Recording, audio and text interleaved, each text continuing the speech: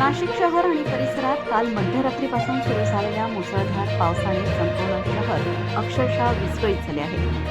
हवामान खात्याने 7 जुलै 2026 रोजी नाशिक शहर आणि त्र्यंबकेश्वर परिसरात ढगफुटीसदृश पावसाची शक्यता वर्तवली होती. दिवसभर अपेक्षित पाऊस न झाल्याने नागरिकांनी सुटकेचा निश्वास सोडला होता.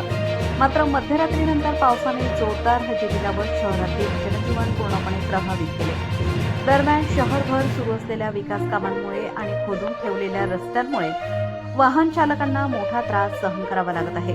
अनेक ठिकाणी पावसाच्या पाण्याखाली खड्डे झाकले गेल्याने वाहनांचा अंदाज चुकत असून अपघाताची शक्यता वाढली आहे. याचा प्रत्यय आज गंगापूर रोडवरील बारदान फाटा ते सोमेश्वर मंदिर या अवघ्या 500 मीटरच्या परिसरात आला.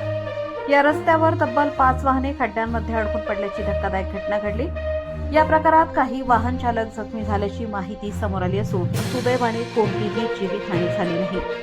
विशेष म्हणजे सोमेश्वर परिसरात नाशिक महानगरपालिकेचे उपमहापौर विलास अण्णा शिंदे स्वतः घटनास्थळी उपस्थित राहून वाहतुकीचे नियोजन करताना दिसून आले. स्थानिक नागरिकांनीही वाहतूक सुरळीत करण्यासाठी मदत केली.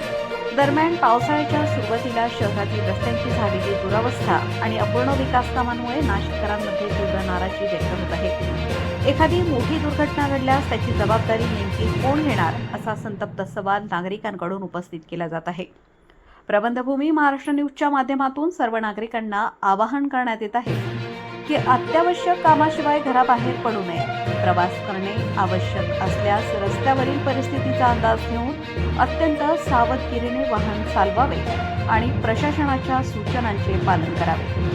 प्रबंधभूमी महाराष्ट्र न्यूजसाठी न्यूज इन्चार्ज निर्वेदार नाशिक.